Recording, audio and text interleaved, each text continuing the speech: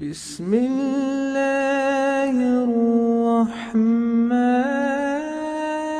الرحیم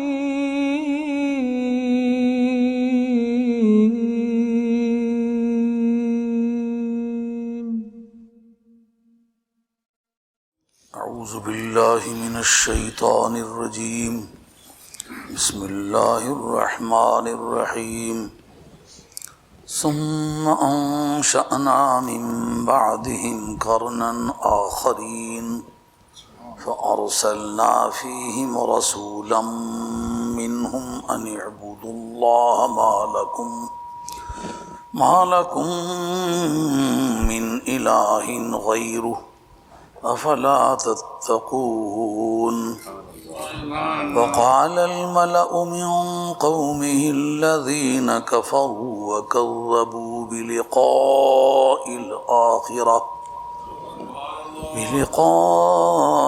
الآخرة وأترفناهم في الحياة الدنيا ما هذا إلا بشر مثلكم يأكل مما تأكلون منه ويشرب مما تشربون ولئن أطعتم بشرا مثلكم إنكم إذا لخاسرون أيعدكم أنكم إذا متم وكنتم ترابا وعظاما أنكم مخرجون هيهات هيهات لما توعدون إن هي إلا حياتنا الدنيا ونموت ونحيا وما نحن بمبعوثين صدق الله مولانا العظيم وبلغنا رسوله النبي الكريم ونحن على ذلك من الشاهدين والشاكرين والحمد لله رب العالمين إن الله وملائكته يصلون على النبي يا أيها الذين آمنوا صلوا عليه وسلموا تسليما السلام عليك يا سيدي يا رسول الله اللهم صل على سيدنا ومولانا محمد وعلى آله والسلام عليك يا سيدي يا رسول الله وعلى آله وصحبه يا حبيب الله والصلاة والسلام عليك يا سيدي يا رسول الله وعلى آله وصحبه يا حبيب الله.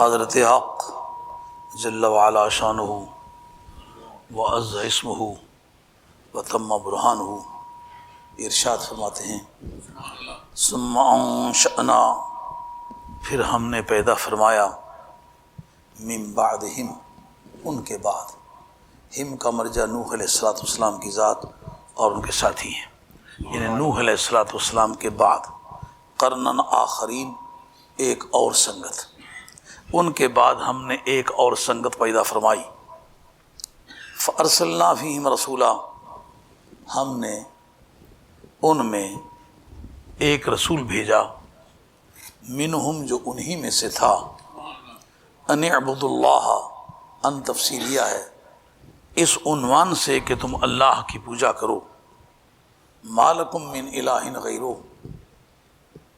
اس کے بغیر تو کوئی پوجا جانے کے قابل نہیں ہے، معبود برحق نہیں ہے، افلا تتقون، کیا ڈرتے نہیں ہو تم؟ وقال الملأ من قومه الذين كفروا، تو سرداروں نے کہا جو اس کی قوم کے تھے، اس کی قوم کے ان سرداروں نے کہا الذين كفروا، جو کافر ہو گئے تھے، وَكَذَّبُوا بِلِقَاءِ الْآخِرَةِ، اور انہوں نے قیامت کی ملاقات کو جھٹلا دیا تھا، وَأَطْرَفْنَاهُمْ فِي الْحَيَاةِ الدُّنْيَا، اور ہم نے ان کو دنیاوی زندگی میں خوشحال فرمایا تھا۔ کہا کیا انہوں نے؟ ما ھذا الا بشر مثلکم۔ جہاں جہاں لگانا چاہتے ایک مرتبہ لگا دیں، پھر مجھے ڈسٹرب نہ کریں۔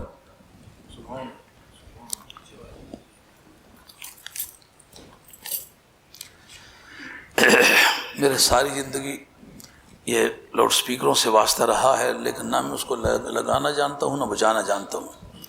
جس کام میں دخل دیا ہے پوری قوت کے ساتھ دخل دیا، قبول کرنے والا اللہ ہے، لیکن باقی کاموں سے اتنا پرہیز کیا ہے جتنا کوئی آدمی دوائی کھاتا ہے تو بیماری بڑھانے والی چیزوں سے پرہیز کرتا ہے۔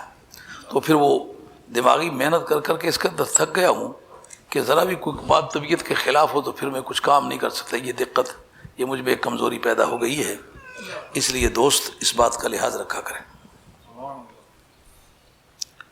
نہیں ہے یہ مگر تمہارے جیسا بندہ، یاکل مما تاکلون منہ، اسی میں سے کھاتا ہے جس میں سے تم کھاتے ہو، ویشرب مما تشربون، اور اسی میں سے پیتا ہے جس میں سے تم پیتے ہو۔ وَلَئِنْ أَطَعْتُمْ بَشَرًا، اگر تم نے ایک ایسے بشر کی اطاعت کی، اس کا کہا مانا، اس کے پیچھے چلے، مثلکم جو تمہاری مانند ہے، تو انکم اذا لخاسرون، تو بے شک اس وقت تم خسارہ پانے والے لوگوں میں سے ہوگے۔ ایعدکم انکم اذا متم، کیا وہ تمہیں اس بات کا وعدہ دیتا ہے؟ یہاں وعدہ بمانے دھمکی دینے کے ہوں گے۔ وعدہ اگر کسی خوشی کا ہو تو وعدہ کہلاتا ہے، اگر کسی سزا کا ہو تو وہ وعید کہلاتا ہے۔ اس کا ترجمہ تھریٹ سے کیا جا سکتا ہے۔ وہ تمہیں دھمکی دیتا ہے کہ تم جس وقت مر جاؤ گے اور تم مٹی اور ہڈیاں ہو جاؤ گے تو تمہیں پھر نکالا جائے گا۔ ہے ہاتھ لما توعدون، وہ بہت دور رہ گیا، بہت دور، جس کا تمہیں وعدہ دیا جا رہا ہے، جس کی تمہیں دھمکی دی جا رہی ہے۔ ان ہی الا حیاتنا الدنیا، نہیں ہے مگر یہی ہماری دنیاوی زندگی ہے، یعنی ہماری زندگی کی کائنات صرف اس دنیا میں جینا اور رہنا ہے، اور نموت و نحیا، اس میں ہم زندہ بھی رہتے ہیں اور پھر مرتے بھی ہیں۔ وما نحن بمبعوثین، اور ہم دوبارہ کھڑے نہیں کیے جائیں گے۔ یہ ان آیات طیبات کا تحت اللفظ میں با محاورہ ترجمہ کے ترجمہ تھا جو میری حقیر سمجھ میں آ سکا، میں نے آپ حضرات کی خدمت عالیہ میں نہایت ادب اور عاجزی کے ساتھ پیش کیا ہے، اللہ قبول فرمائے۔ اب کانٹیکس کا جاننا قرآن مجید کے سیاق میں انتہائی ضروری ہوتا ہے، یعنی یہ جاننا کس ڈگر پہ بات چلی آ رہی ہے۔ پیچھے نوح علیہ السلام کا ذکر گزرا ہے، ثم انشأنا من بعدہم قرنا آخرین، پھر ان کے بعد ہم نے ایک دوسری سنگت پیدا فرمائی۔ اب یہ دیکھنا یہ ہے کہ وہ جن کے بعد کہاں ہے ان کا مفہوم کیا تھا۔ حضرت نوح علیہ السلام نے جس قوم کے سامنے یہ بات رکھی کہ میں تمہاری طرف پیغمبر بن کے آیا ہوں، وَلَقَدْ أَرْسَلْنَا نُوحًا إِلَىٰ قَوْمِهِ فَقَالَ يَا قَوْمِ اعْبُدُوا اللَّهَ مَا لَكُم مِّنْ إِلَٰهٍ غَيْرُهُ أَفَلَا تَتَّقُونَ۔ نوح علیہ السلام نے بھی یہی نعرہ لگایا کہ میں تمہاری طرف رسول بن کر کے آیا ہوں اور ایک بڑا بے ضرر پیغام ہے، وہ یہ کہ ایک ہی ذات ہے جو پوجے جانے کی ہے، سبحان اللہ، سبحان اللہ، اس کے بغیر کوئی معبود برحق نہیں ہے۔ تو کیا تم ڈرتے نہیں ہو؟ یہ جو کچھ کر رہے ہو اس کی تو سزا ہونے والی ہے، یہ ہائیلی کلپیبل ایکشن ہے، انتہائی قابل مواخذہ بات ہے جو تم کر رہے ہو۔ اس وقت فقال الملأ، سرداروں ہی نے کہا۔ اب ذرا دیکھیں جو قاعدہ علم تفسیر کا وہ یہ ہے کہ جس وقت حکم کسی وصف پر مرتب ہو تو اس وصف کا مادہ اشتقاق علت حکم ہوتا ہے، یہ ہے فن۔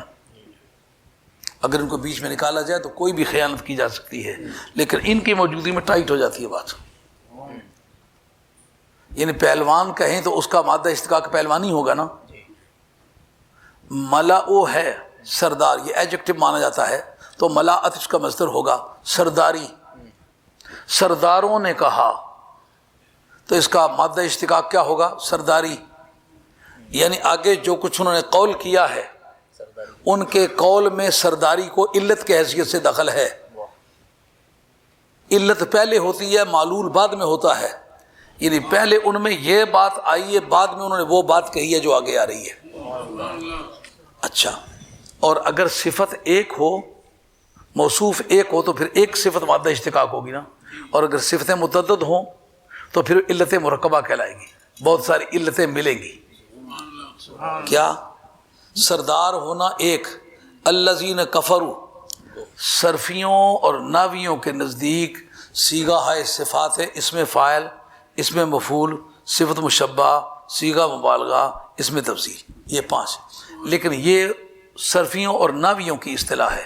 اصولیوں کی اصطلاح اس بات کا نام ہے کہ ہر ذات کے ساتھ جو قائم ہے، خواہ وہ فعل ہے خواہ وہ صفت ہے، وہ صفت ہی کہلائے گی.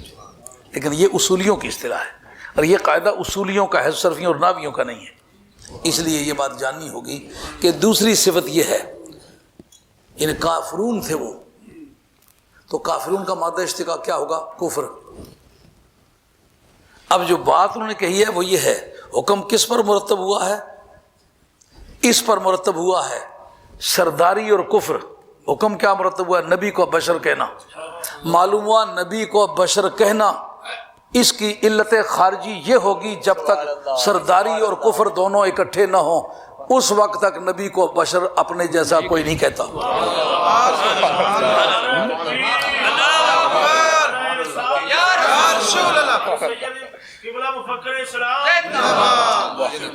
ہاں، یہ تقریر سے مختلف قسم کی چیز ہے. آپ ذرا انصاف سے اب انسانی تاریخ کا مطالعہ کر لیجئے. یعنی شیطان نے مخلوق میں سب سے پہلے نبی کو بشر اس نے کہا تھا. سرداری تھی، فرشتوں کا استاد تھا. اور کافر ہوا جب یہ علت مرکبہ دونوں اس کے اجزاء ترکیبی اکٹھے ہوئے، اس وقت اس نے کہا یہ بندہ ہے. لیکن اس نے یہ ضرورت اس نے بھی نہیں کہی کہ مثلو کم کہے، مثلو نہ کہے. معلومہ کہ شیطان نے بشر کہہ کے بھی اس سرحد کا پھر پاس کیا. تو جس نے مثلو کم کی بھی ضرورت کی ہے، اس کا مطلب یہ ہے کہ وہ سرحد فاصل جس کو شیطان نے عبور کرنے کی جسارت نہیں کی تھی، اس بدبخت نے وہ دیوار بھی پھاند لی ہے، اس دیوار کو بھی پار کر گیا. ہاں، مسئلہ تو اتنا گھس چکا ہے، اتنا پٹ چکا ہے کہ آدمی سمجھتا ہے یہ بات تو بڑی پرانی ہے.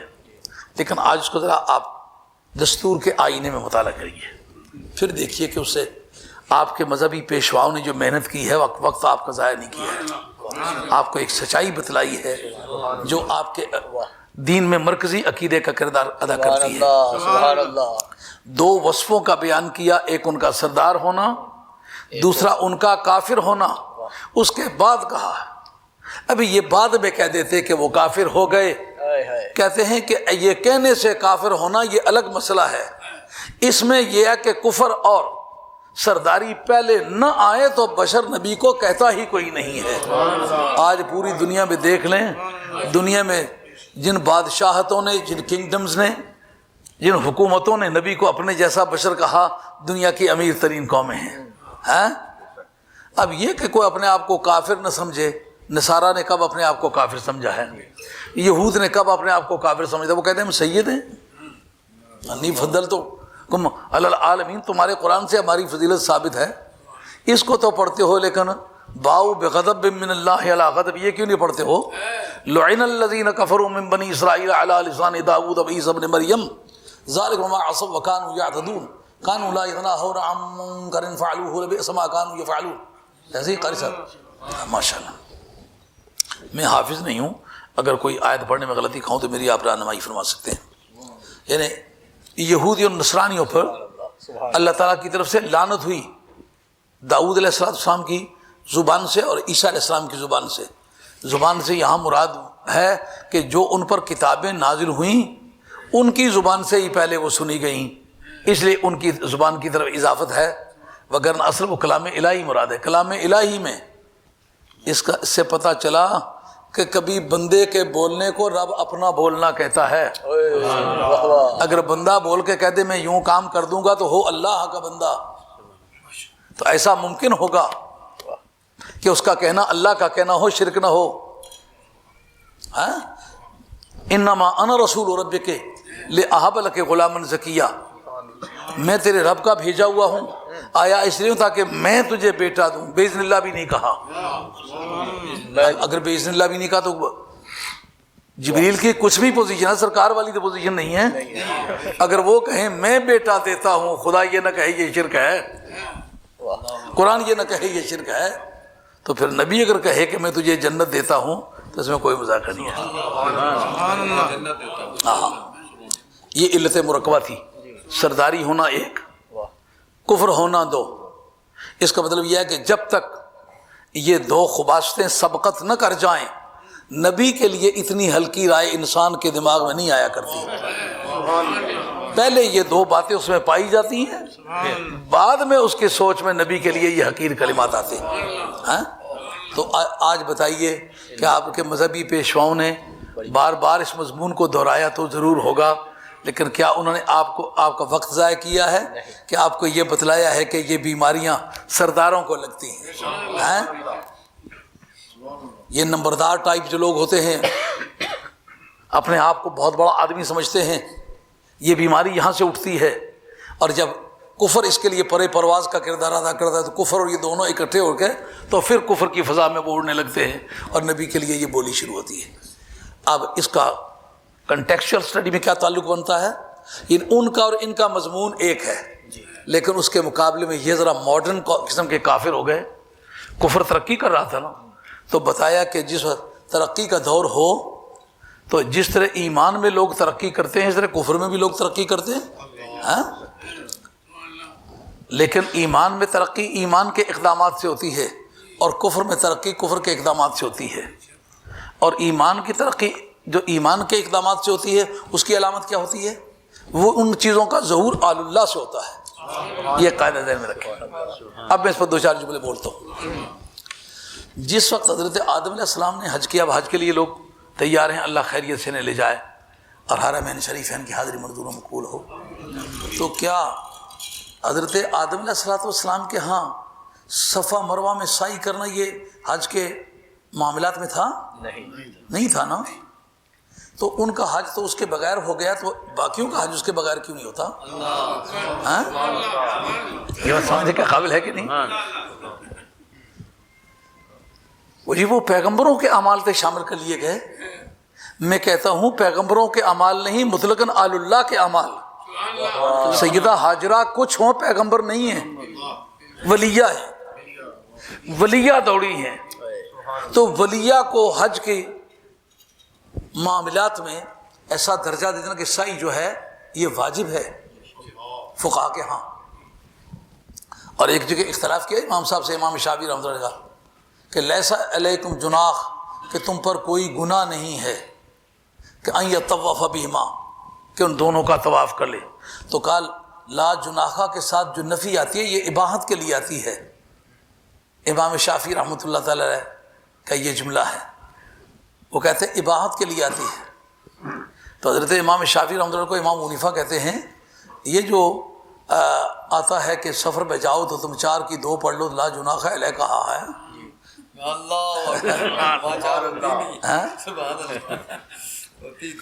ان کے ہاں بھی 2 قول ہیں امام شافعی کے۔ امام شافعی کا ایک قول وہ ہے جس پر کچھ طبقہ آج بھی عمل کرتا ہے کہ سفر پر جانے میں اس کو تخییر ہے، چاہے ایک تو پوری نماز پڑھے اور وہ اسی بات کو کہ لا جناح علیکم ان تقصروا من الصلاۃ، کہ تم نماز کو تھوڑا کر لو، چھوٹا کر لو سفر کی حالت میں ہو۔ تو ایک طبقہ آج بھی اس پر عمل کرتا ہے، لیکن امام شافعی سے اس کا رجوع بھی موجود ہے۔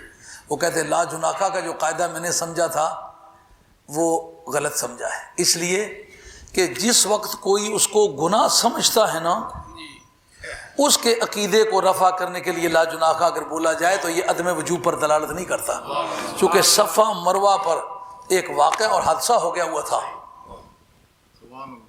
جس کی وجہ سے لوگ وہاں جانا گناہ سمجھتے تھے۔ وہ کیا تھا؟ نائلہ اور اساف، یہ ایک جوڑا تھا جنہوں نے دیکھا بدکاری کرنے کے لیے اور کوئی محفوظ جگہ نہیں ہے. انہوں نے کعبہ شریف کے اندر کی جگہ کو محفوظ دیکھا. انہوں نے کہا اگر یہاں بدکاری کی جائے تو یہاں کوئی دیکھ نہیں سکتا. تو جس وقت انہوں نے اندر گھس کے بدکاری کی تو ان کو متحجر کر دیا گیا، جس کو انگریزی میں فسلائز کہتے ہو، پتھروں میں تبدیل ہو جانا. پتھر میں تبدیل ہو جانا، اس سے بھی طلاق واقع ہوتی ہے. ہاں، لیکن کس طرح کی طلاق واقع ہوتی ہے؟ نکاح سے تو فارغ ہو جاتی ہے، عدت کس طرح کی بیٹھے؟ ہمارے فقہاء نے لکھا ہے کہ اگر وہ پتھر میں تبدیل ہو مگر کسی حیوان کی شکل میں ہو تو متعلقہ کی عدت بیٹھے. ہاں، جتنا متعلقہ کی عدت ہوتی ہے. اور اگر وہ کسی ایسی شے کی شکل میں بدل جائے جو حیوان نہ ہو تو پھر بیوہ کی عدت بیٹھے، پھر ایسا جیسا مر گیا ہے. یہ فرق ہے. یہ بدایت المجتہد و نہایت المقتصد کے اندر ابن رشد نے، یہ مذاہب اربعہ کے تقابلی مطالعے کی کتاب ہے، اس کے اندر لکھا ہے. اچھا، یہ طے ہو گیا. اب جناب ان کی شکل بدل گئی، شکل صرف نہیں بدلی، پتھروں میں تبدیل ہو گئے. انہوں نے عبرت پذیری کے لیے ایک کو صفا پہ رکھ دیا، ایک کو مروہ پہ رکھ دیا. اب جس وقت مسلمانوں کو بت پرستی سے نفرت ہوئی، بت پرستوں سے نفرت ہوئی، ان جگہوں سے بھی نفرت ہونے لگی جہاں بت پرستی ہوتی تھی. انہوں نے کہا ہم صفا مروہ پر نہیں جاتے، یہاں بت پرستی ہوتی تھی. جیسا آج کا بہانہ ہے، ہم جی بری شالطیف کے اس لیے نہیں جاتے کہ وہاں بدی کا مرکز بن گئے، لوگ وہاں آ کے بدیاں کرتے ہیں. فلاں خانقاہ پہ نہیں جاتے کہ وہاں لوگ بدکاریاں کرتے ہیں، شرابیں پیتے ہیں، شرک کرتے ہیں، کفر کرتے ہیں. تو وہ جگہ تھی تو برکت والی، ہمیں جانا تو چاہیے تھا، مگر چونکہ وہ برائی کا اڈا بن گیا، مرکز بن گیا ہے، اس لیے ہم ان مقامات مقدسہ پر نہیں جاتے. سوال سمجھ میں آیا؟ بڑا خوبصورت فریب ہے یہ. اس فریب میں بڑا تقدس ہے. مگر اس وقت قرآن مجید نے کہا کہ اگر اچھے مقامات پر برے کام کرنے کی وجہ سے کوئی جگہ بری ہو جائے تو سب سے زیادہ کعبے کو برا ہونا چاہیے تھا، کیونکہ جتنی یہاں پوجا ہوئی ہے پتھروں کی اتنی تو کسی جگہ بھی نہیں ہوئی. ایک چھوٹی سی جگہ میں 360 بت تھے. اگر برے کام کرنے کی وجہ سے یہ برا نہیں ہوا تو برے کام کرنے کی وجہ سے وہ بھی برے نہیں ہوئی. جس طرح یہاں سے ان بدی کے سامانوں کو نکالا ہے، بدوں کو نکالا ہے، اسی طریقے سے صفا مروہ سے بھی ان بدی کے جو انسٹرومنٹس ہیں ان کو وہاں سے نکالو، ان شخصوں کو نکالو جو اس عقیدے کے بندے ہیں. لیکن یہاں تو میری پیاری بدی دوڑی ہیں، اس کو ہم برا نہیں کہنا چاہتے. اس سے پتہ چلا اچھی جگہوں میں. کل اگر مسجدوں میں کوئی شراب پینا شروع کر دے تو شرابوں کو مسجدوں سے نکالو گے یا مسجدیں ہی چھوڑ دو گے؟ مسجدیں رہیں گی، خانقاہیں. نعرہ رسالت، مفکر اسلام. میں بتا رہا تھا کہ جو ایمان کے تقاضے ان میں بھی اضافہ ہوتا ہے مگر آل اللہ کے ذریعے سے ہوتا ہے، اور بے ایمانی اور کفر کے جو تقاضے ان کا اضافہ کفریات کے ذریعے سے اور کافروں کے ذریعے سے ہوتا ہے. اس کی مثال دی ہے کہ کبھی حج نام تھا ان اعمال کا جو صرف کعبے سے متعلق تھے، لیکن آدم علیہ السلام نے جب وہ طواف بیت اللہ کیا تو سعی ان کو نہ کرنا پڑی. ہو گیا نا. اچھا، نوح علیہ السلام کا جب دور آیا انہوں نے سعی بھی نہیں کی، انہوں نے مینا میں قربانی بھی نہیں کی، انہوں نے حج کیا، عرفات میں گئے کیونکہ آدم علیہ السلام کی سنت ہے. عرفات میں گئے، کعبۃ اللہ کا طواف کیا، نہ سعی کی نہ قربانی کی. اور مینا سے واپسی کے وقت ایک نالا ہے جس کو بطن محسب کہتے ہو، اس جگہ آ کر کے بیٹھتے ہیں، صرف بیٹھتے ہیں، کوئی کام نہیں. اور یہ سنت ہے، ادائے نے لکھا ہے، علامہ بدر الدین عینی نے اس پر تبصرہ کیا کیوں سنت ہے. ان کا دراصل بات یہ ہوئی تھی کہ جس وقت شاب ابو طالب والا بائیکاٹ ہوا تھا اس وقت جتنے بھی کافر اور مشرک تھے یہاں اکٹھے ہوئے تھے. انہوں نے طے کیا تھا مرے یا جیئن کو چھوڑتے نہیں، ان سب مسلمانوں کا چکنا چور کر کے چھوڑ دیں گے. اب جناب جس وقت اسلام کے عروج کا زمانہ آیا تو نبی کریم علیہ السلام نے فرمایا اپنا ویٹ شو کرو، یہاں آ کر کے بیٹھو. وہ آ کے کفر کے لیے بیٹھے تھے، تم اسلام کے لیے بیٹھو۔ وہ کفر کی تقویت کے لیے انہوں نے عہد و پیمان کیے تھے، تم ایمان اور دین کی تقویت کے لیے عہد و پیمان کرو۔ یہ جلوس کا ثبوت ہے۔ کہتے کیوں نمائش کرتے ہو؟ پوچھو کیوں نمائش کرتے ہو؟ وہاں کوئی نفل پڑھنا سنت نہیں ہے، کوئی تلاوت نہیں ہے، صرف آ کے بیٹھنا ہے اور سوچنا کیا ہے۔ نبی پاک کے منکر سرکار کی مخالفت کے لیے یہاں آ کر کے بیٹھے تھے، ہم نبی پاک کی غلامی کے طوق پہن کے لوگوں پر ظاہر کرتے ہیں اذا جاء الحق وزهق الباطل۔ جلوس کا ثبوت ہوا کہ نہیں؟ ایمان کے تقاضوں میں آل ایمان کے ذریعے سے اضافہ ہوا نا۔ سرکار کبھی آ کے بیٹھے، نہ نوح علیہ السلام بیٹھے، نہ آدم علیہ السلام بیٹھے، نہ ابراہیم علیہ السلام بیٹھے، مگر جو آل اللہ کے اعمال بڑھتے گئے، عبادات میں اضافہ ہوتا گیا۔ ہاں؟ آج کوئی حج کرنا چاہے تو مینا میں نہ جائے تو حج ہوتا ہے؟ آدم علیہ السلام کا کیوں ہو گیا؟ نوح علیہ السلام کا حج بغیر مینا میں جانے کے کیوں ہو گیا؟ کہ جو اہل اللہ نے اعمال کیے رب کو پسند آئے، لوگ کہتے پھر یہ بدعت ہے، مگر رب کہتا ہے میرے دوستوں کی یادگاریں ہیں، تمہارے کاغذات میں بدعت ہوگی، ہمارے کاغذات میں یہ نظام عبادت میں ہے۔ نوح علیہ السلام نے آب زمزم پیا؟ آدم علیہ السلام نے پیا؟ آئے ہائے یار، یہ جو دوڑنے کا کام ہے یہ ولیہ نے کیا، اس کے بعد جو پیغمبر آئے وہ دوڑے کہ نہ دوڑے؟ ہے کسی پیغمبر کی حد تک؟ وہ بات علماء کرام ہو یارو بیٹھے اس پر ذرا غور کرو ایک منٹ۔ کام ولیوں کے ہیں، پیروی نبی کر رہے ہیں۔ اے ہم نشیں وہ کوچہ یہ عشق حجاز ہے، محمود جس گلی میں غلام ایاز ہے۔ رب کہتا ہے مجھے یہ ادا پسند آ گئی ہے۔ اے اسماعیل تو پیغمبر ہی صحیح مگر اسی طرح چل۔ یوسف تو حج کرنے آیا ہے، پیغمبر ہی صحیح لیکن اسی طرح سے چل۔ ہاں اضافے ہوتے گئے نا۔ یہ جو جس وقت طواف بیت اللہ کرتے ہو تو دانے کندھے پر سے پہلے 3 چکروں میں اکڑ کے بھی چلتے ہو۔ قرآن کہتا ہے لا تمش فی الارض مرحا انک لن تخرق الارض ولن تبلغ الجبال طولا۔ اکڑ کے مت چلو، ہمارے فقہا لکھتے ہیں یہ شرک خفی ہے۔ وہ شرک خواہ خفی ہو لیکن جب کوئی کلی اپنے جزیات میں یا اپنے انواع میں تقسیم ہوتی ہے تو مفہوم کلی سے خارج تو نہیں ہوتی۔ یعنی جو کہا کہ یہ شرک ہے، شرک اپنی برادری میں ایک بڑے درجے کا شرک ہے کہ چھوٹے درجے کا شرک ہے، لیکن برادری تو ایک ہے۔ یہ بات سمجھ آ رہی؟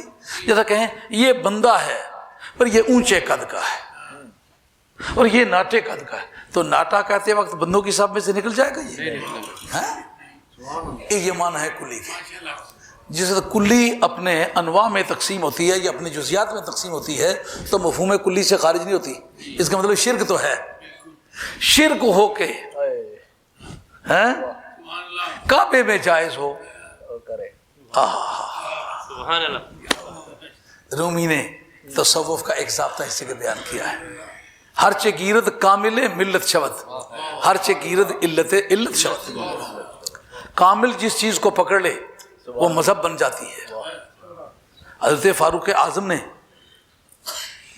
ماہ رمضان میں ایک وہ بات جو اس وقت کے اعتبار سے گناہ تھی کر ڈالی نا، گناہوں کی فہرست سے خارج ہو گئی کہ نہیں ہو گئی؟ مذہب بن گئی کہ نہیں بن گئی؟ مرد ملے تا درد نہ چھوڑے اوگن دے گن کردہ، کامل لوگ محمد بخشا لال بناؤن پتھر دا۔ ہے اکڑ کے چلنا شرک، مگر اکڑ کے چل، لیکن دانے کندھے پر سے کپڑا کیوں تھا؟ استباع کیوں کرتے ہو؟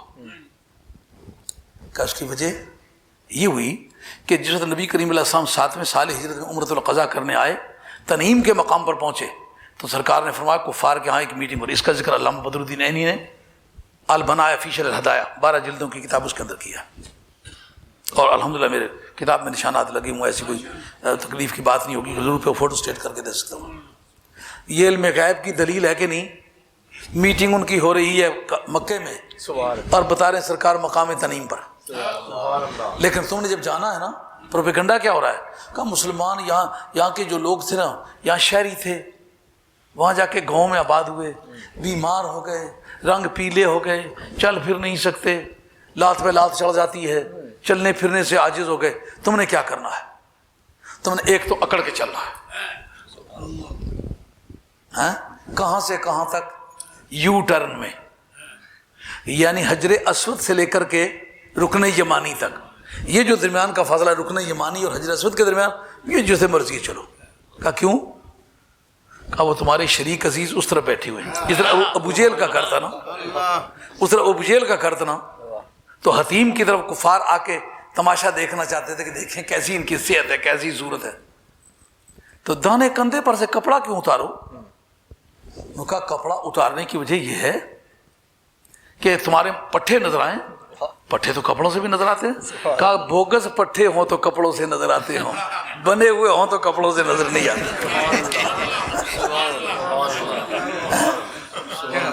جس وقت آدمی کا گوشت کسی کام کا نہ ہو, جیسا روئی کسی بوری میں ڈالی ہوتی ہے, کوئی ادھر سے نکلی ہوتی ہے, کوئی ادھر سے نکلی ہوتی ہے. لیکن جب بنا ہوئے باڈی ہو نا, کپڑے اتارنے کے وقت تک نہیں پتہ چلتا یہ پہلوان ہے, یہ کبڈی کا کھلاڑی ہے, یہ مقدر پھرانے والا ہے. جب کپڑے اتارے نا تو پھر پتہ چلتا ہے کہ اس آدمی کی جسمانی حالت ٹھیک ہے. سرکار میں دانے کندھے سے کپڑا اتارنا ہوگا اور اکڑ کے چلنا ہوگا. اب اکڑنے کو اور دانے کندھے سے کپڑا اتارنے کو دونوں کو اکٹھا کرو, پتہ چلے کہ جلوس کس کا نام ہے. دکھاؤ ان کو کہ ٹھیک حالت لو, ان کو پتہ چلے. بوڑھے کہتے ہیں بوڑھے نہیں ہیں, ٹھیک ہیں. کمزور کہتے ہیں نہیں, کمزور نہیں, ٹھیک ہے. پٹھے تو دیکھو. ہاں مزہ آیا نا آج کرنے کا. این عبادت کی حالت میں سرکار کے دشمن کو جلانا عبادت ہے.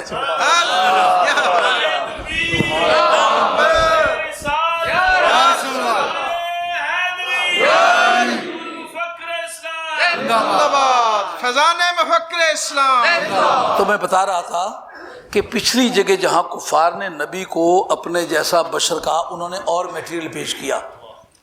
یہاں جو کفار نے نبی کو اپنے جیسا بشر کیا تو اور میٹیریل پیش کیا, کیونکہ ماڈرن ہوتے جا رہے ہیں نا, ان میں ماڈرنٹی آتی جا رہی ہے نا, ان کے کفر میں ترقی ہو رہی ہے.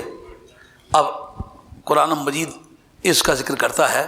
اس کے بعد ہم نے جو دوسری سنگت پیدا کی نا, ان میں ایک رسول بھیجا, اس نے نعرہ وہی لگایا. پتہ چلا آل اللہ کا نعرہ ایک ہی ہوتا ہے, ابتدائے آفرینے سے لے کر کے آج تک ایک ہے. جب نبی کی بارگاہ میں جھکنے کی بات چھڑی تو فرشتوں نے جھکنے میں دیر کی نہیں, دیر کی نا. شیطان نے اکڑنے میں دیر کی نہیں, دیر کی نا. اس کا مطلب یہ ہے کہ یہ اکڑنے اور جھکنے کا سسٹم پرانا چلا آ رہا ہے. ابھی نہیں سنا؟ اپنے وقت کا ایک عظیم ترین انسان کہتا ہے, تجھ سے در سے سگ سے ہم مجھ کو نسبت, میری گردن میں بھی ہے دور کا ڈورا دور کا ڈورا تیرا. یہ جھکنے اور اکڑنے کا سسٹم بڑا پرانا ہے. آل اللہ کی بولی ایک ہے. لیکن یہاں جو قوم آئی مقابلے میں نبی کے, تو انہوں نے کچھ اضافہ کیا. کیا کیا؟ وقال الملأ من قومه الذين كفروا وكذبوا بلقاء الآخرة وأترفناهم في الحياة الدنيا. کہا کہ اس کی قوم کے ان سرداروں نے کہا جو کافر ہوئے تھے. یہ دو علتیں دو پرانی ہیں. دوسرا وَكَذَّبُوا بِلِقَاءِ الْآخِرَةِ, یہ صلہ موصول کی ترکیب میں جو صرفیوں اور ناویوں کے ہیں یہ صلہ موصول ہی کہلاتا ہے, مگر اصولیوں کے نزدیک یہ بھی صفت کے درجے میں ہوتا ہے. جو صفات کا کام لیا جاتا ہے وہ اس سے بھی اسی طرح لیا جاتا ہے, اس کو بھی علت حکم میں بنیاد اسی طرح قرار دیا جاتا ہے. تو کہا کہ وَكَذَّبُوا بِلِقَاءِ الْآخِرَةِ, اور انہوں نے قیامت کی ملاقات کو جھٹلایا. تیسری بات ہوگی. چوتھی بات وَأَتْرَفْنَاهُمْ فِي الْحَيَاةِ الدُّنْيَا, اور ان کو ہم نے دنیاوی زندگی میں خوشحالی عطا فرمائی تھی. جو قول انہوں نے کیا اس کے بعد ذکر کیا ما ھذا الا بشر مثلکم, اب دیکھیں کہ نبی کو بشر کہنے کی جو کانسٹیٹیوشنل ہسٹری ہے، ہاں وہ دیکھیں وہ اس کے پیچھے کیا ہے۔ یہاں اللہ تعالیٰ نے بتایا کہ پہلے وہ سردار بنے، کافر بنے، قیامت کے منکر ہوئے اور دولت مند تھے۔ یہ چاروں باتیں جب اکٹھی ہوئی نا تو انہوں نے کہا نبی ہمارے جیسا بشر ہے۔ وہ کہہ کے چپ ہو گئے تھے، کہتے وہ ان پڑھ قسم کے کافر تھے، ہم کوالیفائڈ قسم کے کافر ہیں، اس لیے اپنی ریزننگ کریں گے اور اتھارٹیز کوٹ کریں گے، کیوں ہم کہتے ہیں ہمارے جیسے۔ ذرا دیکھیں کفریات بھی رنگ و بھو لا رہی ہے اور کفر کی دنیا میں اضافہ ہو رہا ہے اور بالوں پر ان کے نکل رہے ہیں۔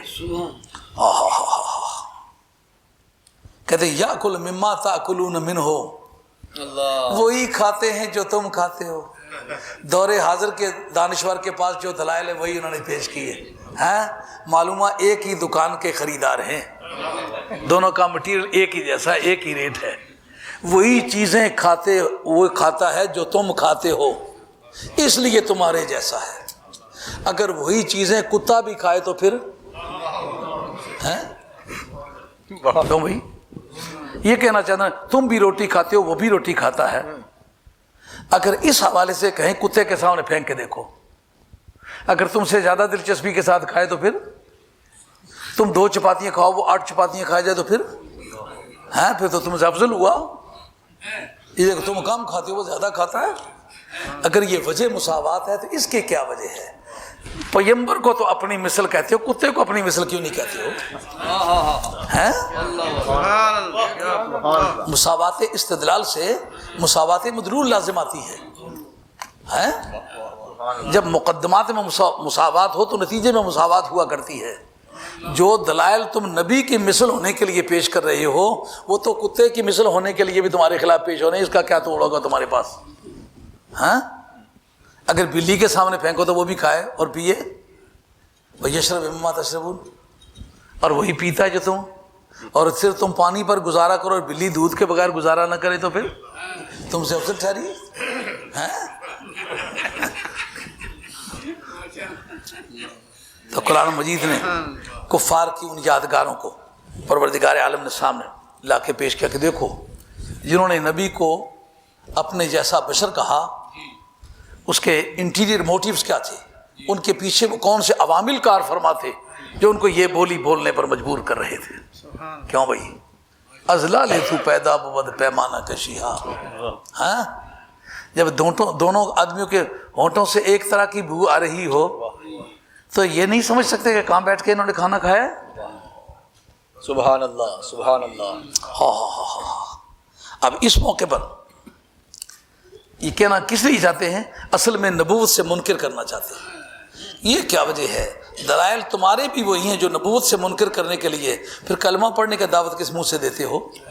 قرآن کہتا ہے لئن اطعتم بشرا مثلکم، اگر تم نے ایسے انسان کی پیروی کی جو تمہاری مثل ہے، یہ بشر نکرہ ہے، مثلکم اس کی صفت ہے، اور مثل مضاف ہے کم کی طرف، کوئی نکرہ معرفی کی طرف مضاف ہو جائے تو وہ نکرہ نہیں رہتا، معرفہ بن جاتا ہے۔ کیا جواب ہوگا؟ اس میں تو نعت بحال ہی ہے، نعت بحال ہی میں 10 چیزوں میں مطابقت شرط ہے، افراد تثنیہ جمع، تذکیر تانیث، رفع نصب جر اور تعریف تنکیر، 10 چیزوں میں مطابقت ہو تو نعت بحالی ہی ہوتی ہے۔ تو وہ نکرہ ہو یہ معرفہ ہو، یہ صفت کیسے بنے گی؟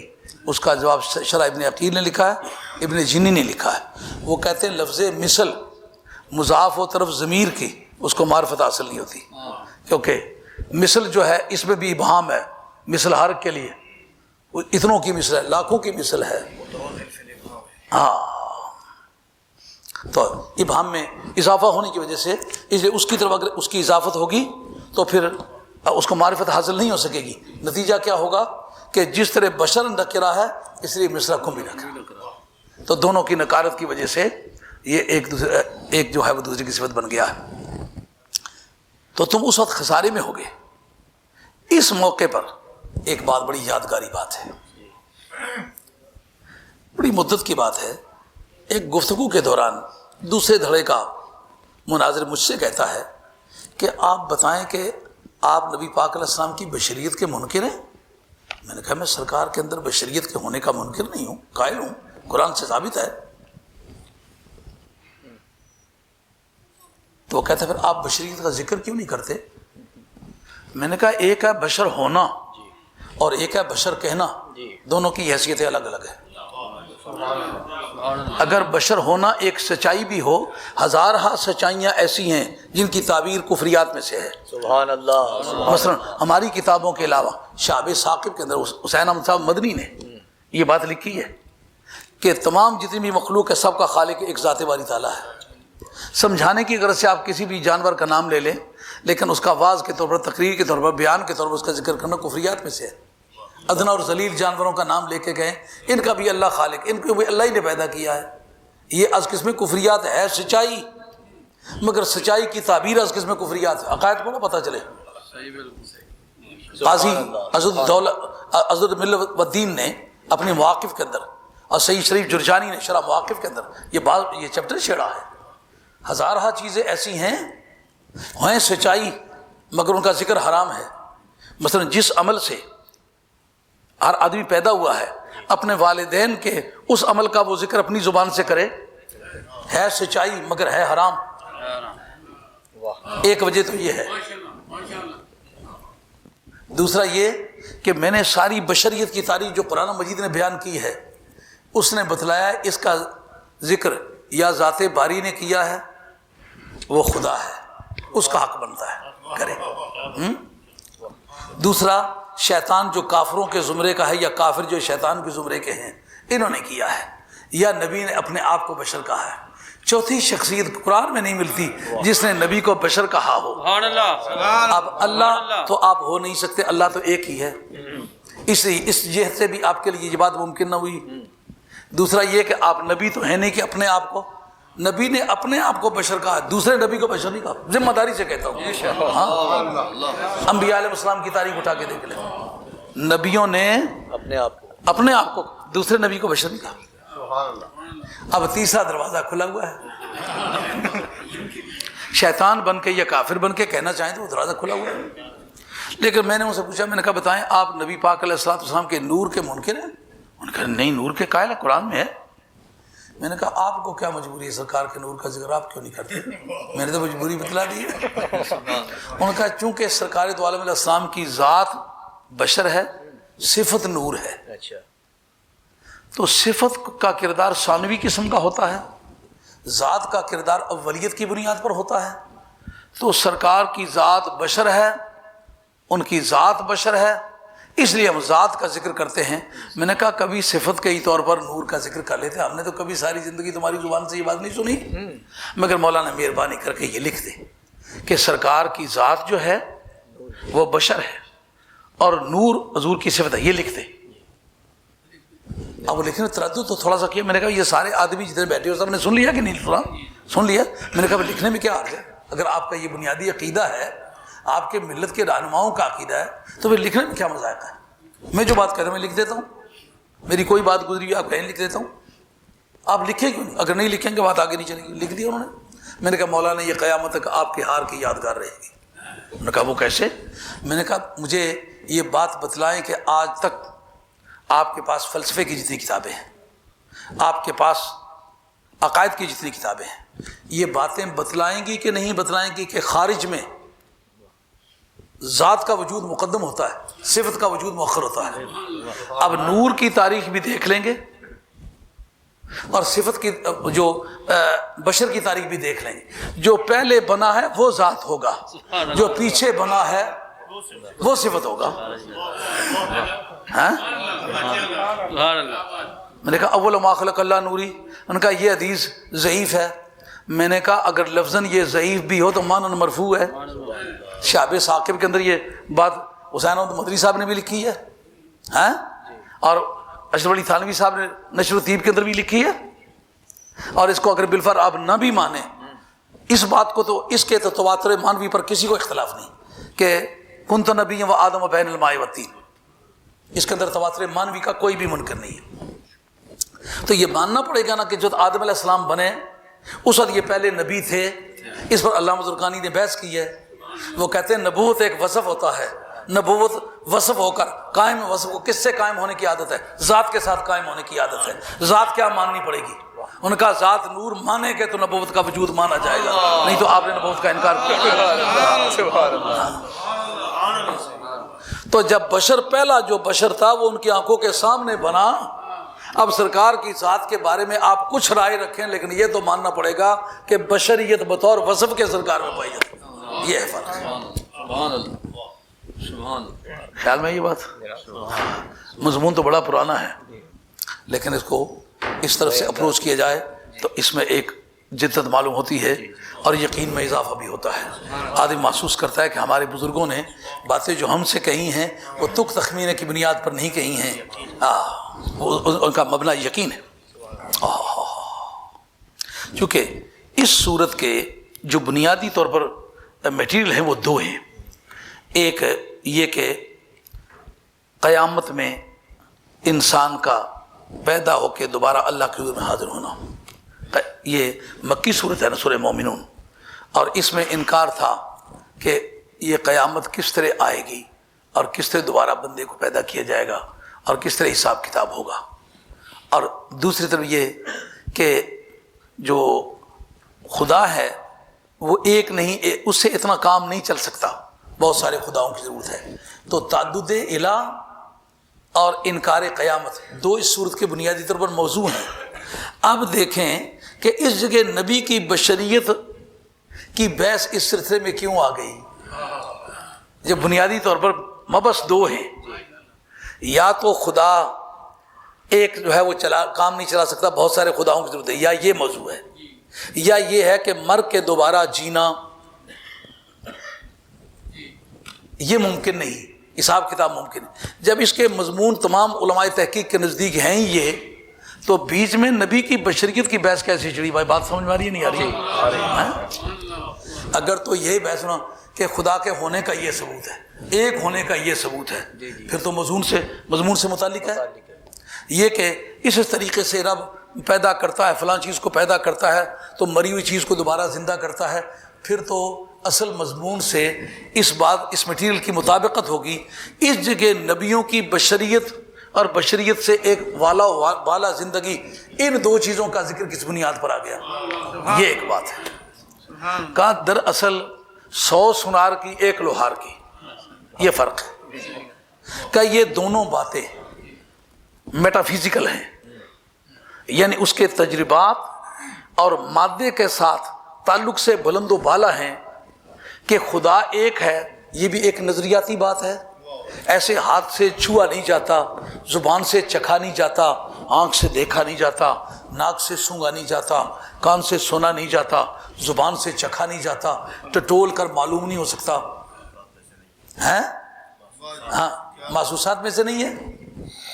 اور دوسری طرف یہ کہ قیامت ہے، یہ بھی ایک محض نظریاتی چیز ہے، کوئی اس کا ایکسپیریمنٹ کسی لیبارٹری میں نہیں ہوتا کہ یہ دنیا ہے، یہ قیامت ہے اور اس طریقے سے اس میں یہ پروسیس ہوتی ہے اور اس سے پروسیڈنگز اس کی ہوتی ہیں۔ اب دونوں کا تجربہ نہیں کرایا جا سکتا، کس طرح منوایا جائے؟ کا دراصل یہ انتظام دیتے ایک ایسے آدمی کے ہاتھ میں کہ جو دیکھنے میں تو لوگوں جیسا نظر آئے لیکن کام وہ کر کے دکھائے کہ گئے ہوئے سورج کو واپس لائے۔ سورج جاتے کہاں؟ چمکتے سورج کو انگلی کے اشارے سے 2 ٹکڑے کر کے چھوڑ دیں۔ یہ فریب نگاہ میں مصروف ہے نا، نگاہ سے دھوکہ کھا رہے ہیں، سمجھتے ہیں ہماری نگاہیں جو کچھ دیکھتی ہیں یہ لاسٹ اینڈ فائنل ہے۔ ان کو پتہ چلے کہ دیکھنے میں تو 10 انگلیوں والا بندہ ہے لیکن ایک انگلی اس کے پاس وہ بھی اس طرح اٹھائے تو چاند کے 2 ٹکڑے کر کے چھوڑ دے، وہ ہمارے پاس نہیں ہے۔ دیکھنے میں تو ہمارے ہی جیسا نظر آتا ہے لیکن ہے ہمارے جیسا نہیں ہے۔ بیٹھا ہوا زمین پر ہے لیکن آسمانی مخلوق کو کنٹرول کرتا ہے، جس کی یہ قوت ہے اس کی باقی باتیں بھی سچی ہیں۔ مانو بھی خدا ایک ہی ہے کیونکہ یہ ایک ہو کے مشرق و مغرب پہ کنٹرول کیے ہوئے ہے۔ چاہتا ہے تو درختوں کو دوڑاتا ہے، چاہتا ہے تو پرندوں سے باتیں کراتا ہے، چاہتا ہے تو جانور اس کے ریوڑ چلاتے ہیں، چاہتا ہے تو کعبہ رقص کرتا ہے، چاہتا ہے تو اخت رقص کرتا ہے۔ چاہتا ہے تو چاند توڑ لیتا ہے، چاہتا ہے تو سورج موڑ لیتا ہے۔ تو یہ ہماری جو عقل نارسا ہے وہ تو یہ سوچتی ہے ہمارے جیسا بندہ یہ تو کچھ بھی نہیں کر سکا۔ ہماری عقل جب ناکارہ ہو گئی تو معلوم پاس بہتر ہے کہ پاس رہے پاسبان عقل، لیکن کبھی کبھی اسے تنہا بھی چھوڑ۔ مزہ آنے لگا کہ اس جگہ بشریت کی بحث کیوں چھڑی ہوئی تھی۔ رب کہتا ہے اگر کوئی بات سمجھ میں نہ آئے نا تو پھر اس کا دامن پکڑ لو، سمجھے بغیر بیڑا پار ہے۔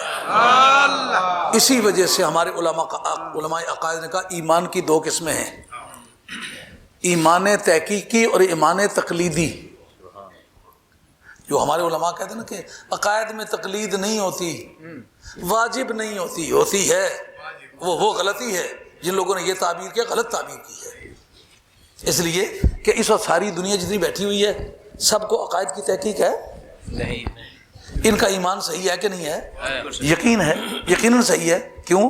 وہ کہتے ہیں مجھے تو نہیں پتا کہ عقیدہ صحیح کیا ہے، میرا عقیدہ وہ جو صدیق اکبر کا عقیدہ ہے، میرا عقیدہ وہ جو فاروق اعظم کا عقیدہ ہے، میرا عقیدہ وہ جو حضرت عثمان غنی کا عقیدہ ہے، میرا عقیدہ وہ جو مولا مرتضیٰ کا ہے، میرا عقیدہ وہ جو حضرت والی بغداد کا ہے، میرا عقیدہ وہ حضرت خواجہ غریب نواز سلطان ہند سرکار کا، میرا عقیدہ وہ حضرت سید بہاؤالدین نقشبند شہنشاہ بخارا کا، میرا عقیدہ وہ ہے جو حضرت شیخ شہاب الدین سہروردی کا ہے، میرا عقیدہ وہ جو خواجہ گولڈوی کا ہے، میرا عقیدہ وہ جو خواجہ مولوی کا ہے، میرا عقیدہ وہ جو شاہ چراغ دہلوی کا ہے، میرا عقیدہ وہ ہے جو شاہ چراغ لاہوری کا ہے، میرا عقیدہ وہ جو شاہ محمد غوث اچی کا ہے، میرا عقیدہ وہ جو حضرت نوشا حاجی گنج بخش کا ہے، میرا عقیدہ وہ ہے جو کھڑی والی سرکار کا ہے، میرا عقیدہ وہ جو بری شارتی۔ یہ سب قابل تسلیم ہوگا کہ نہیں ہوگا؟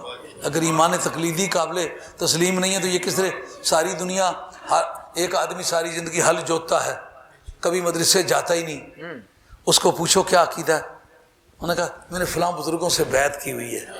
ہاں یہ کیا جواب ہے؟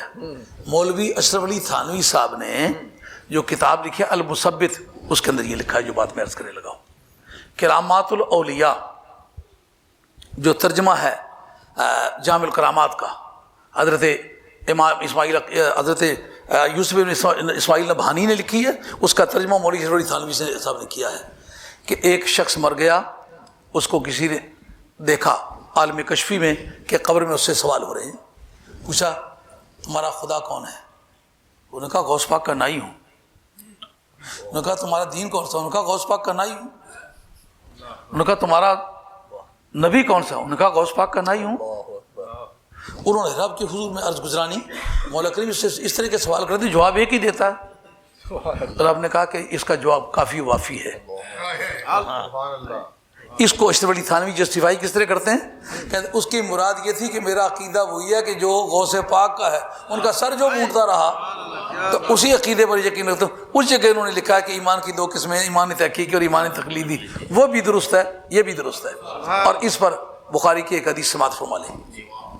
مثلا حضرت نبی کریم علیہ السلام کی بارگاہ میں صحابی سوال کرتے ہیں متی الساعۃ یا رسول اللہ صلی اللہ علیہ وسلم، اے اللہ کے رسول ارشاد فرما سکتے ہیں کیا کہ قیامت کب آئے گی؟ سرکار نے ما عادت لہا، قیامت کے لیے تیاری کیا کی ہے؟ اس کا مقصد یہ ہے کہ اگر کسی مسئول سے کوئی سائل ایک ارریلیونٹ کویسچن کر دے، بے مقصد اور بے معنی، تو مجیب کو چاہیے کہ اس کے سوال کی بھی اصلاح کر دے۔ انہوں نے دیکھا یہ سوال تو بے مطلب سا لگتا ہے کہ قیامت کب آئے گی، مطلب کی بات تو یہ ہے کہ تیاری اس کے لیے کیسے کریں۔ ما عادت لہا، قیامت کے لیے تیاری کیا کی ہے؟ اب صحابی کا جواب بھی سنی ذرا کیسا ہے۔ علم کتابی کی قیمت کم ہے، علم فیضان کی قیمت زیادہ ہے۔ قیامت تک کوئی پڑھے لیکن صحابہ جیسا عالم نہیں ہو سکتا۔ ابھی 2 گتوں میں کتاب نہیں آئی، صحابہ عالم بن گئے، سرکار کے سامنے بیٹھے ہوئے قرآن، انہوں نے کہا قرآن سرکار کے سینے میں فَإِنَّهُ نَزَّلَهُ عَلَىٰ قَلْبِكَ بِإِذْنِ اللَّهِ، محبوب کبریا کے دل کے کتب خانے میں وہ درج ہے۔ اب صحابی کیا پڑھتا ہے؟ لوح بتو قلم بتو تیرا وجود الکتاب، گنبد آبگین رنگ تیرے وجود میں تیرے اب صحابی جو آپ کے عرض کرتا ہے ما عادت لہا من کثیر صلاۃ ولا صوم ولا صدقہ، یا رسول اللہ صلی اللہ علیہ وسلم میں نے قیامت کے لیے کوئی نمازیں، زیادہ یا روزے یا صدقے نہیں اکٹھے کیے، وَلَكِنِّي احب اللہ و رسولہ، لیکن اللہ اور اس کے رسول سے پیار کرتا ہوں۔ اب ذرا جواب سنیے سرکار نے یہ نہیں فرمایا کہ تیرا عمل تسلی بخش نہیں ہے اس لیے تیری محبت قابل قبول نہیں ہے۔ یہ خارجیوں کا عقیدہ ہے، یہ اہل سنت کا عقیدہ نہیں ہے۔ اہل سنت کا عقیدہ ہے گنہگار بھی ہو محب ہو تو محبت قابل قبول ہے، عقیدہ باطل نہ ہو، عقیدہ باطل نہ ہو۔ سرکار وہاں المرء مع من احب، یہ ایک میجر پریمس بیان کر دیا، ایک کلیہ بیان کر دیا، ایک کبرا بیان کر دیا کہ جب بھی کبھی صغریات پیش آئیں فیصلہ کرنے کی ضرورت ہو، یہ اس پر کبرا وارد کرو، نتیجہ نکل آئے گا۔ ہر شخص اس کے ساتھ ہوگا جس سے اس سے پیار ہے۔ اب وہ کہتا ہے میں تو اچھا بندہ نہیں ہوں، لیکن خواجہ گولوی اللہ کے اچھے بندے تھے، اس کے ہاتھ پر بیعت کی۔ خواجہ مولوی اللہ تعالیٰ کے پیارے بندے تھے، ان کے ہاتھ پر بیعت کی۔ خواجہ تونسوی اللہ کے پیارے بندے تھے، ان کے ہاتھ پر بیعت کی۔ خواجہ جلال پوری خدا کے اچھے بندے تھے، ان کے ہاتھ پر بیعت کی۔ خواجہ سیالوی آپ تو اچھا نہیں ہو۔ عقیدہ کا بیعت کرنے کا مطلب یہی وہی عقیدہ جو ان کا جو میرا ہے۔ اب پتہ نہیں کیا ہے کا تقلید کا یہی معنی اس کو پتہ نہ ہو لیکن عقیدہ قابل قبول ہو۔ آئی بات خیال میں؟ اس جگہ بشریت کا ذکر بنا پر تقلید ہے، یہ بات نوٹ فرما لیں۔ یہ کوئی مفسر نہیں لکھے گا لیکن آپ اس بات سے انکار کبھی نہیں کر سکتے۔ کیوں؟ ذکر ہو اس بات قیامت کا، ذکر ہو اس بات توحید باری تعالیٰ کا، رب کا ہونا ایک، اس کا ایک ثابت کرنا دو، یہ توحید باری تعالیٰ ہے۔ خدا ہے اور ایک ہے، وحدہ لا شریک۔ دوسرا قیامت قائم ہونے والی ہے۔ ان دونوں چیزوں کے ساتھ نبی کی بشریت کی بحث کیا بنتی ہے کہ آپ بشروں کو سمجھاؤ دیکھنے میں تمہارے جیسا ہے لیکن اس کا ایک پاؤں زمین پر دوسرا عرش برین پر، پائے طلب کے واسطے کوئی جہاں بنا، وادی میرو ماہ تو لغزش نیم گام، وادی میرو ماہ تو لغزش نیم گام۔ 1 گھنٹہ ٹارگٹ تھا، پورا ہو گیا ہے۔ اجازت چاہتا ہوں، امید ہے کہ آپ اپنی نیک دعاؤں میں یاد رکھیں گے۔ اللہ میرا اور آپ کا خاتمہ سچے دین پر کرے۔ وما علینا الا البلاغ المبین، وآخر دعوانا ان الحمدللہ رب العالمین، الصلاۃ والسلام علی رسول الکریم، الحمدللہ رب العالمین۔ اب سلام کے چند اشعار پڑھیں، اس کے بعد ہم اجازت چاہیے۔